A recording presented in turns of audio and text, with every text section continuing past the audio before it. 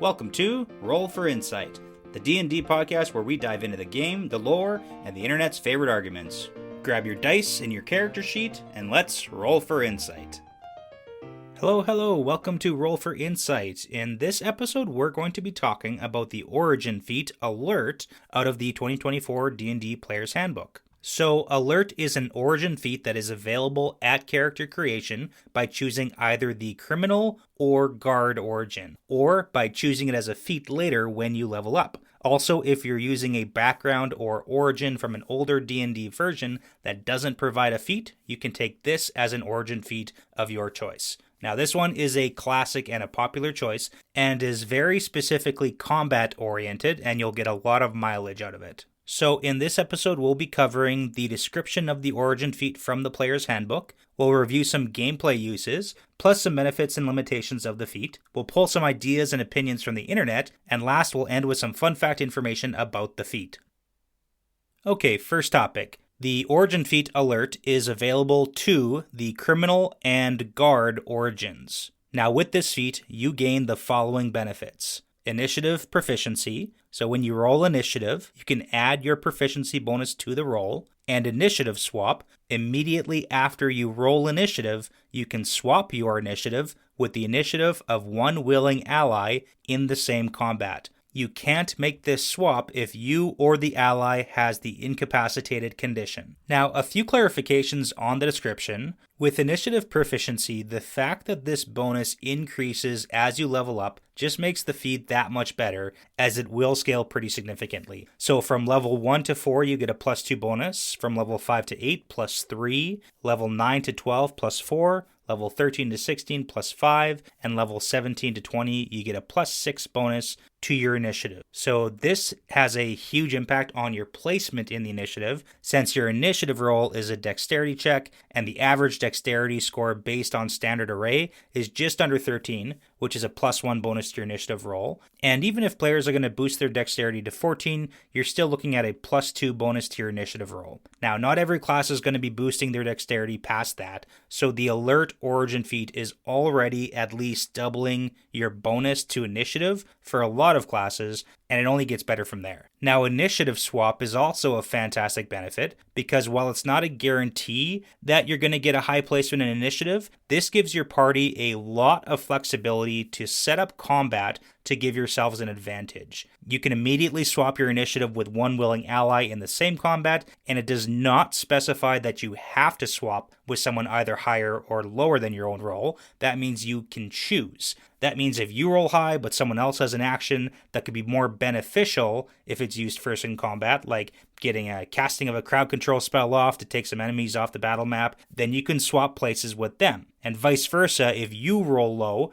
but you have a useful action to take first, then you've got flexibility. Also consider starting positions on the battle map for your allies and your enemies. You may want to allow someone to take their action first so they can move into a more strategic position.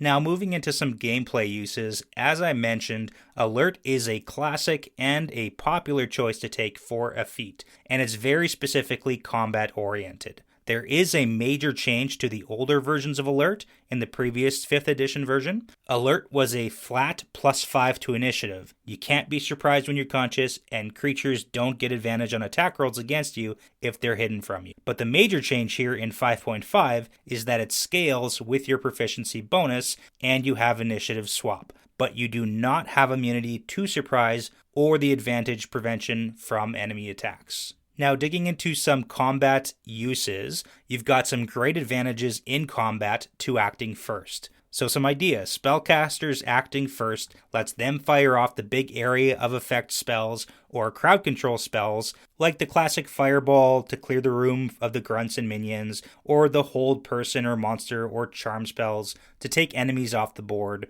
or at the minimum, chip away at their action economy. This can also help marshals prioritize targets on the enemies who did not fail their saving throws and who aren't currently locked down. It's also a good idea to fire off the big buff spells on your allies like Haste, Bless, Polymorph. You casting these buffs first in initiative means they're getting the advantages immediately on their first turns, and things like the extra armor class, saves, or a pool of temporary hit points can really change the game. Otherwise, if you're casting these at the end of the round, then your allies aren't seeing those benefits right away and might have to take a few hits from the enemy while they're unbuffed. Now, going first might mean being able to dimension door the hostage away from the combat zone, preventing the big bad from using that person against you. You might be able to cast a wall spell, like Wall of Stone or Fire or Force or Ice at the beginning of combat, or even just at the top of the round, and that can really impact battlefield control. You can lock away enemies and deal with a handful at a time. Acting first might let you banish a heavy hitter early in the round, meaning they're not getting their attacks off at all. Now, besides spellcasters, martial classes getting to act first lets them set themselves up in a position which can sometimes be even more important for them than for the spellcasters. Making sure you lock down terrain or passageways, it can let you close gaps or intercept enemies, and it can really help to prevent enemies from escaping combat. So having your fighters and rogues take entire enemies off the board with their extra attacks and sneak attacks can help you end a fight before it even starts. Now, acting first and closing ground on enemy casters might turn their casting choices into defensive options to save themselves, instead of them being able to help their own side or blowing you up. Now, certain classes like Barbarian also benefit from acting early to enter their rage to make sure they're getting the damage reduction through that entire first round as well. So to outline some benefits of the alert feat, it's really useful for parties that like to stack the front end combat with the big spells and the abilities right out the gates.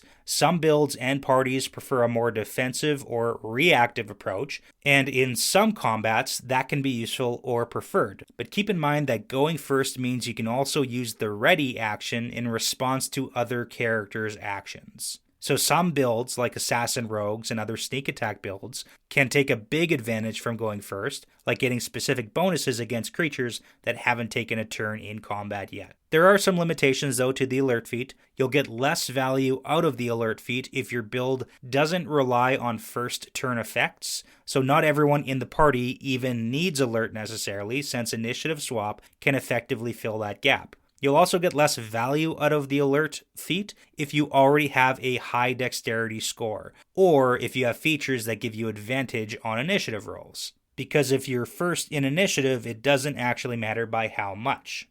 However, if you do have high dexterity or advantage or both, then alert is really just sealing your spot at the top of the combat. Now, since alert is very combat focused, you won't get as much use out of it in your campaign if you aren't combat heavy. But keep in mind that sometimes social encounters also require initiative, or even just saving some civilians from a burning building. It's not combat, but there will almost definitely be an initiative count. So looking at some discussion board topics on the internet, there are definitely some split opinions on if the 2024 update to Alert is either a good change or a bad change. The previous version's flat +5 bonus to initiative being replaced with the +2 to +6 seems to be one of the big reasons for the upset, since the majority of campaigns are not tier 4, level 17 to 20, or even higher ends of tier 3, like 11 to 16, so overall it is a decrease to the bonus, since for the majority you'll be getting a +2 to +4 bonus aligned with your proficiency bonus. I do see the reduction making sense though, since typically you wouldn't be getting alert at level 1 anyways, so I'll look at the positive of having the +2 to initiative versus having nothing and no bonus. Another big reason for the upset is the surprise condition not being negated by this feat, and that can be a big deal if you're dealing with hidden or invisible creatures often in your campaign. However, there are some players and dungeon masters who are really liking that this is gone, because immunity to surprise can often be turned into the "no DM, you can't do that" button. So, some other pain points that are brought up about the initiative swap is feeling obligated to use that ability, so either making you give up your high roll so someone else can go first, or feeling too main character-y by continuously having someone else use it on you so that you can go first. But a lot of this can be overcome by just communicating with your table, and keep in mind this is a team effort. You're one part of the party, and sometimes it is better if your character goes first, and sometimes it isn't. This might be Dungeon Master dependent, but strategizing above table with your allies can look something like, hey, what do you think about swapping initiatives with me here? If I go first, I can cast this spell to have this effect, or I can move here to block this choke point. What do you think? So if you use Initiative Swap cooperatively, a lot of players are really enjoying this addition to the alert feat, as it also encourages players to plan their battle strategies. There was also the mention that the Initiative Swap can be fantastic when your group has summons or familiars who are rolling on their own initiatives, as you then have a lot more options to choose from for the swap. Now moving into the last section here, the fun fact information about the Alert Origin feat. So the Alert feat and the predecessors of the feat seems to originate from the long history of D&D mechanics that tends to reward the paranoid character type who's always on the lookout, or the characters with the lightning quick reflexes, and the characters who are constantly on edge looking out for danger from every direction to get the advantage to avoid ambushes from hidden attackers. In previous editions of D&D like 3.5, there were feats like Alertness that gave bonuses to listen and spot checks for having finely tuned senses, which evolved into perception checks, and Improved Initiative, which gave a +4 to initiative checks for being able to react more quickly than normal in a fight. And that evolved into Alert being added as a feat in the 5th edition of D&D in 2014, and it has continued in this most recent update.